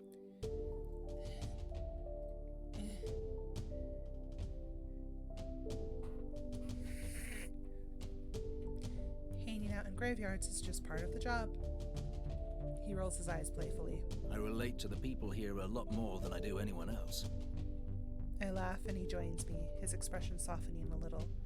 For someone who requires no sleep, he looks tired. Do you really spend your free time hanging around graveyards like the vampires in all of the storybooks? He gestures at the tombstones, shrugging. Well, yes, of course. How else would I chat with my friends? He stares at me quite intently, his smirk fading. The dull golden glow of his eyes is strangely comforting in the darkness, and they glisten as he cocks his head. I gather he's trying to suss me out. You know, I actually find it quite soothing out here. It's so peaceful, and humans can be so very loud. It's nice. He pauses, looking up at the stars, and he smiles again. I look around us. The trees are swaying softly in the breeze, crickets chirping in the tall grass, not another living soul apart from myself, and, well, he may not be living, but he's here. You're right, there is something peaceful about it. Curiosity shines in his gaze, and he's apparently impressed by my answer. How are you coping with all of this? It must be overwhelming, starting fresh in a strange place. He pauses, his nose crinkling, pointed ears twitching. Especially one as strange as this. I grin, agreeing with him wholeheartedly. I'm slowly getting the hang of it, I think. You're doing just fine, Ashlyn. So tell me, why are you really here at this hour? I really need to have a look around. I sensed something near where the body was found the night after I arrived. He pauses, looking as though he's trying to decide if he should say what he's thinking. There's definitely a strange energy here. Stranger than usual, anyway. But I can help you, if you wish. I mean, if you wanted an immortal opinion. How exactly can you help me? He huffs a quiet laugh and folds his arms across his chest. Would an excellent sense of smell and the ability to see things your human eyes cannot be of use? I feign disinterest, a playful roll of my eyes as he waits for my response. I suppose I shouldn't dismiss any help, but how do I know that you're not the thing committing these horrible crimes? I've been told to trust no one more times than I can count. So tell me, Finn, why should I trust you? He offers me a wry smile, but sadness lingers in his gaze. Freedom. Freedom. He nods again, taking another deep, unnecessary breath. I've been trying to become a better man since the day I died. My sire was a cruel man, a tyrant. Being around that for centuries does something to you. Where's your sire now? He swallows thickly, rubbing the back of his neck. It's almost a nervous gesture, and the first time I've seen him do anything that looked remotely human or graceless. Dead. Killed by your Lieutenant General. I owe Harry my life. He freed me from Levi Sheikh. Oh my gosh, I can't read. From Levi's shackles. Woo! He pauses, head tilted towards the night sky, and he closes his eyes. A smile crosses his lips. Something wicked. I've done terrible things in my time, and I intend to pay penance for those for the rest of my days. Which, if you hadn't heard, is forever. There are so many things I long to ask him. He's seen so much, done so much, and, I assume, lost so much. So, to answer your question, I value doing the right thing above all else, even if sometimes I tend to stumble a little. Metaphorically, of course. I offer him a wry smile, watching him watch me. I'd be lying if I said that I'm not curious to get to know him a little better. Spending some time with you wouldn't be so terrible, I suppose. He looks taken aback by my statement, but he recovers in record time, a smirk that I've come to learn is quintessentially Finn crossing his lips, a smirk that has my cheeks heating. You suppose? I step closer, his gaze burning into mine, and I feel a shiver roll down my spine, the hairs on the back of my neck standing to attention. He notices. Are you cold? He's teasing me, so I decide to play along. Freezing. He makes a quiet little noise, one I think I could become quite fond of hearing. Unfortunately, I can't warm you up. I am quite dead, you know. I raise my brow at him, unable to stop the smile that spreads across my lips. Really? I didn't notice. The fangs and deathly pale skin are ever so subtle. He pokes the point of one of his fangs with the tip of his tongue before he speaks. I find myself watching the movement quite intently. I don't think I've ever been called subtle before. Well, there's a first time for everything. He narrows his gaze, apparently contemplating his next sentence quite carefully. You're different, aren't you? I like different. I clear my throat, snapping myself out of this little daze I appear to have lulled myself into. We should... He smiles, wider this time. He's handsome, bathed in the moonlight, even more so than in the artificial light of the shop. It's... distracting. He's apparently quite distracted himself, and he clears his throat before he next speaks. Yes, we should. I brush past him, a little closer than necessary, and another shiver overtakes me as I feel his cool skin against my own.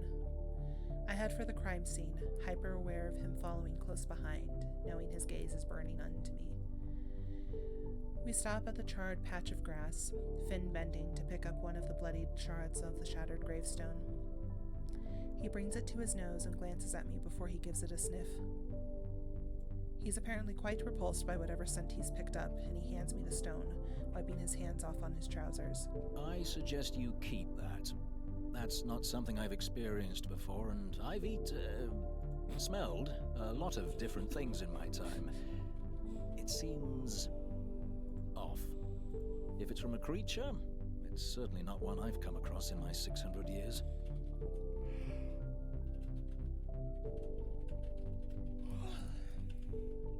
I throw him an accusatory glance before I turn my attention back to what he's handed me. I put it in my pocket for safekeeping. You can't pick up anything at all? So that means it isn't the victim's blood. He shakes his head. Definitely not his. Well, here goes nothing. I do exactly as I did last time, closing my eyes and concentrating, pouring all of my energy into seeking out that lingering memory. It's just as I remember. Painful, loud, and I almost can't bear it as a deep, scared voice echoes in my mind. Leave while you still can. I feel a force pushing at me, but it's weak and nothing I can't handle, so I fight it and hold my ground. It's not hostile, but panicked. It's trying to tell me to go, to get out, to run. That just makes me want to stay all the more. I hear Finn saying my name, but it's distant, almost as if I'm underwater. I want to help. Tell me how. Who did this to you? No help, just death. You can't stop them. I tried. I failed. The voice quickly disappears, and all I'm left with are more questions. I open my eyes to find Finn crouched before me, his eyes wide, concern etched on his handsome face. Are you okay? What was that? I wasn't listening, I swear it, but I couldn't block it out. He was just so loud. I exhale sharply, shaking my head and taking his hand as he offers it to help me stand. I fall against him and he catches me with fluid grace. It was the hunter. It must have been. What did you hear? He pauses, frowning and tightening his grip on me. Nothing coherent, just noise, but it was intense. That's never happened before. What do you mean? I mean, I feel things. I hear things sometimes too, but I've never directly spoken to a spirit like that before. At least, that's what I think it was. I should go and find August. He seems reluctant to let me go, a stitch in his brow as he looks at me. Are you sure you're okay? I nod, regretting it immediately as a wave of dizziness overtakes me. I've got you. You need to go and seek out Ezra. He can help you. Trust me. He's good with weird shit like this. I contemplate heading back to see August, but I suspect they wouldn't appreciate me disturbing them at this hour with little more than a ghost story. You're right. I'll head for a shop immediately. Finn nods, still watching me and holding me close. Head straight there. Promise me. I place my hands on his chest and Finn holds my arms as I try to steady myself. I will. Thank you, Finn. I chase his touch as we break apart, his cool fingertips feeling so soothing against my skin. If you need me, don't hesitate to come and find me. Ezra can tell you how to get to me. I swallow thickly, nodding and trying to shake myself free of this haze. I will. I swear it. He turns and heads for the forest, casting a final, lingering glance at me over his shoulder before he disappears into the darkness. Now I need to find Ezra, and fast. I hurry to the shop, still unsteady on my feet, and my mind is reeling. What the hell is going on in this town? I round the corner and see that the lantern outside the shop is dark. I didn't realize how late it had gotten, and I can only hope that he's home. I knock on the door and hear a loud crash, followed by quick footsteps. The door creaks open slowly, and a face that definitely isn't Ezra's appears. I'm taken aback by the sight of Omen, his eyes wide as he stares at me. Are you supposed to be here, Omen? He blinks, and a moment later he smiles, full of sheepish remorse. That answers my question, though it's difficult to even work up any annoyance if he's actually trespassing. Is he influencing me with his powers, or is his human face just that cute? Yes, I'm maybe kind of living here now? Oh, really? He smiles shyly, his ears twitching, and he looks away for a moment. Is Ezra here? He shakes his head, opening the door a little more. No, he went out. He said he wouldn't be long, but I don't know when he'll be back. His eyes widen a little more, as if he's remembered something. Sorry, would you like to come in? I contemplate rushing off to continue my search for Ezra, but I would be stupid to miss a chance to find out a little more about this curious demon. I'd love to, but just for a moment. There's a neat little pile of cushions arranged on the rug in the middle of the shop, and a handful of empty wrappers that I can only assume were once filled with treats. Omen rushes to pick them up and scrunches them into a ball as if he's trying to get rid of the evidence. His tail sways mindlessly as he sticks them in a small bin hidden behind the counter. He seems oddly at home here, so I assume he's telling the truth about staying here often. You look exhausted. Have you been busy today? I laugh quietly, rubbing my temple, my head continuing to thrum. Very busy, yes. He nods, picking up a lightly glowing blue crystal that sits on one of the displays. He fiddles with it nervously. Can I ask you a few questions? I suppose, yes. I might not be able to answer much, though. Why? He grimaces. I try to stay out of things around here. The humans don't like me very much. Because you're a demon? His mouth twists into something that looks like it's trying, and very much failing, to be a smile. Something like that. I suppose that's fair. It's not every day you see a demon like him walking down the street, even these days. He's well glamored, but he's still quite obviously inhuman. In a town like this, especially one so small, I imagine he's quite an unnerving presence. And that isn't even taking into consideration what the murders and unanswered mysteries might have done to the townsfolk's nerves.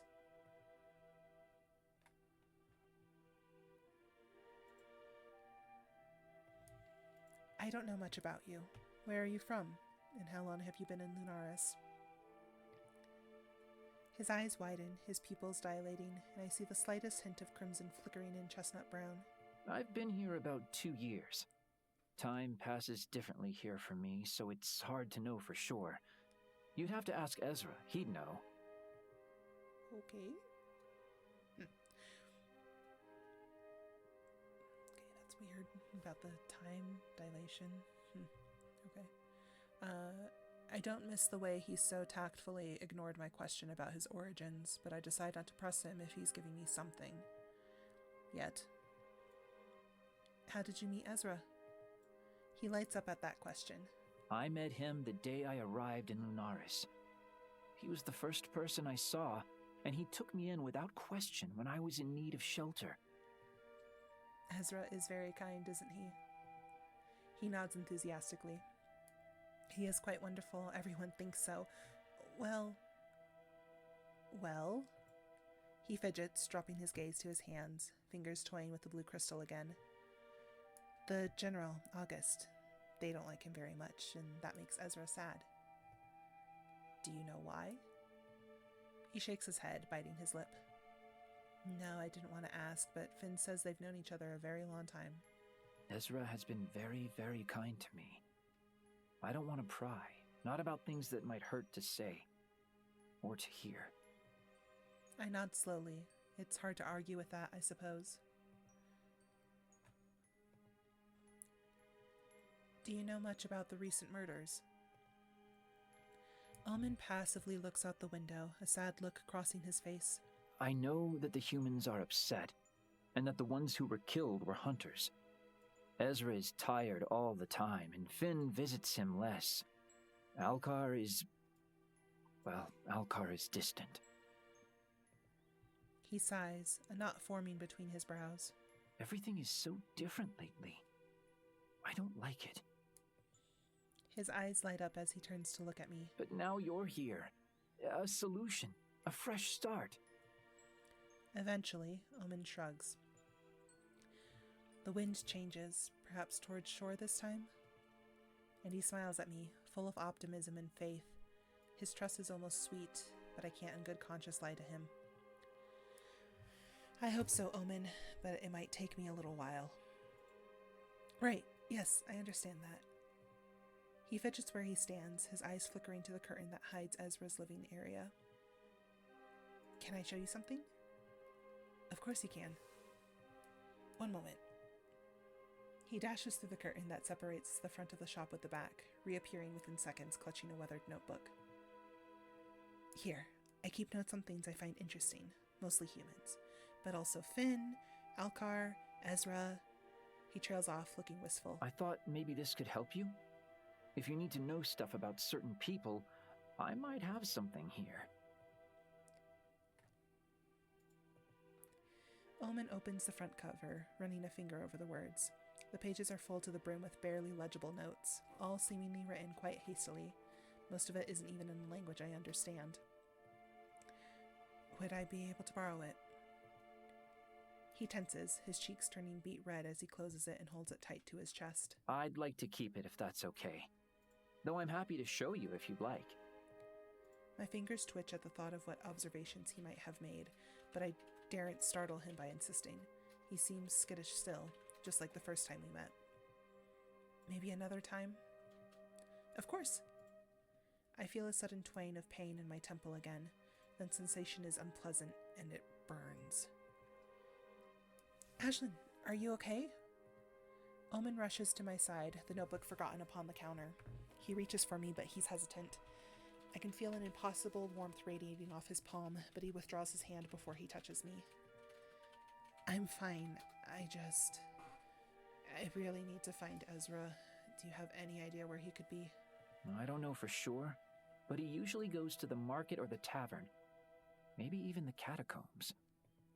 The catacombs? He nods, leaning closer. Yes, that's where the vampires are. He presses his finger to his lips, a human gesture that looks out of place, like he's been practicing it. I would try the tavern first, though. He did mention he needed a drink.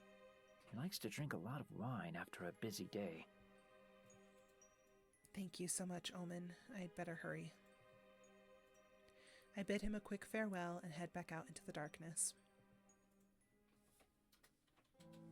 I push my way into the tavern, scanning every table for that shock of white hair, and much to my relief, I see the friendly face I'm looking for. He's noticed me already, his hand raised as he beckons me over to where he sits alone in a cozy spot in the corner. His smile is as bright and as wide as I remember, and I take a seat opposite him. It's good to see you. I hope the town hasn't scared you off yet. I raise an accusatory eyebrow at him, earning a laugh. Well, even if I was scared off, I can't really go anywhere, can I? Ezra smiles softly, but he seems restless. I suppose not, no. What's that like? Being bound to do whatever you're told. By your duty.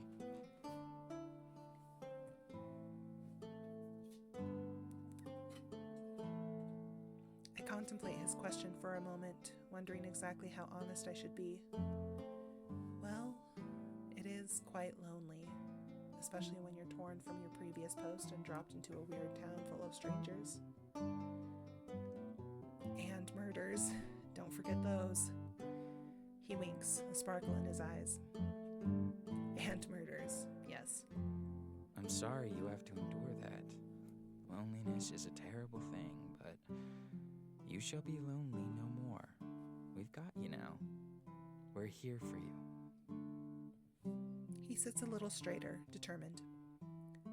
We? He rolls his eyes playfully with a hand placed over his heart. You wound me. Yes, we.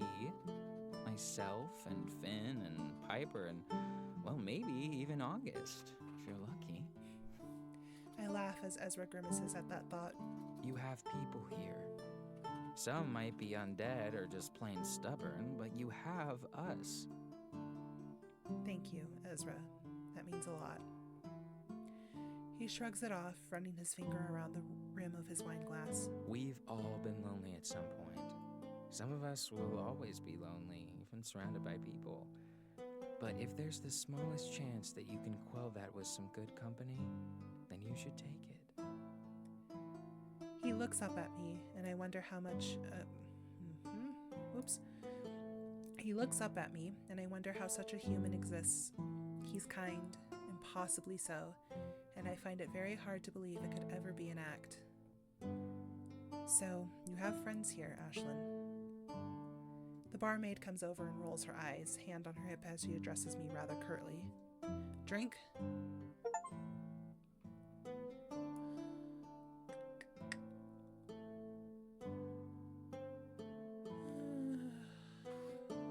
Whiskey.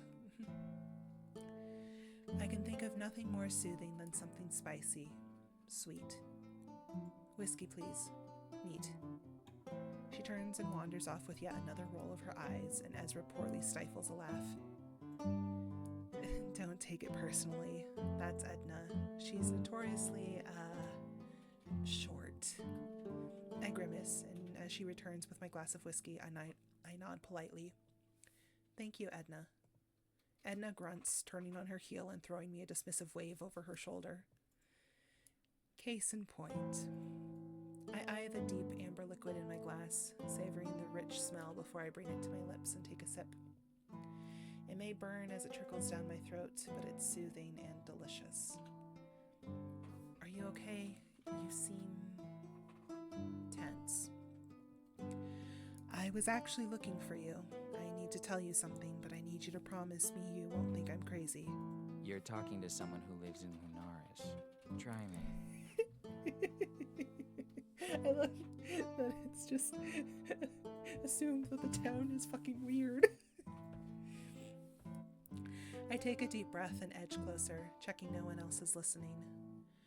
I visited the graveyard after I left your shop yesterday to see the crime scene. I tried to get a feel for what happened there that night. Ezra leans in, his eyes wide. And I didn't really get much other than an overwhelming sense of loss, which is, well, quite normal considering the circumstances. People tend to feel such emotions when they're dying. But tonight I went back. Finn was there too, and I felt something different. Different how, exactly? I huff a laugh, knowing how ridiculous this sounds. I heard him, the hunter, the one who died. He spoke to me. Ezra's gaze darts around the tavern, and he sits back in his chair, running a hand through his hair. He wipes the look of shock off his face quickly, putting himself to rights. His voice is low when he speaks next, barely a whisper. You're sure it was him? I nod. Positive. He told me to leave and that there's no hope in helping. Ezra leans forward again, pushing his wine glass aside, placing his hand upon the table. His fingers are visibly twitching.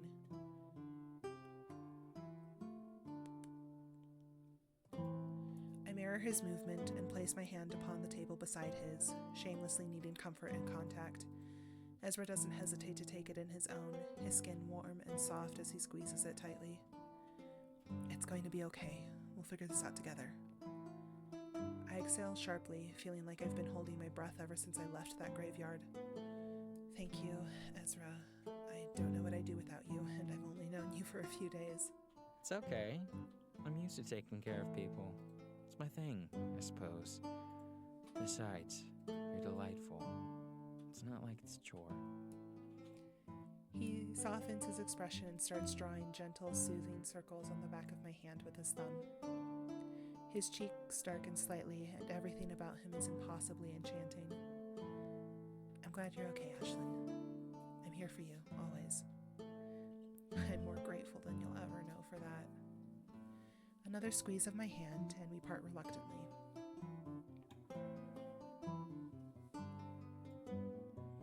So, what now?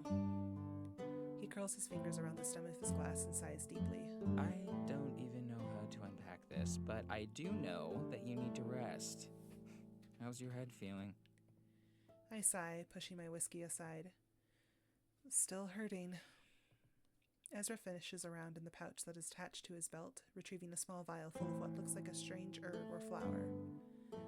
Here, crush this into some boiling water and it should help with the headache. It's just some feverfew and butterbur. Completely natural, I promise. I take the vial and tuck it safely in my pocket. Do you have a pharmacy in there? He laughs softly, shaking his head. What kind of witch would I be if I didn't carry around a cure for a migraine? I should head back to the shop. I left Omen unattended with the kitchen cupboard unlocked. He'll eat me out of house and home. I did check there before I came here. He's gotten into the sweets. Shit. And that's definitely my cue to leave. Whatever you experience today will still have happened tomorrow. I know what you hunters are like. No matter how scary August is, your report can wait until tomorrow. I smile up at him as he stands to leave. I promise. I'm drained. I need my bed more than ever right now. Plus, I need to decide how to put all of this into words. This has changed everything for me, hasn't it? Yes, I'm afraid it did. Just... He sighs deeply, resting a hand upon my shoulder. Be mindful of who you share this information with, okay? There are eyes and ears everywhere. Good night, Ashlyn. Good night, Ezra. I stare out of the window and I spot the first snowflakes falling from a star-dusted sky. Winter has arrived in Lunaris.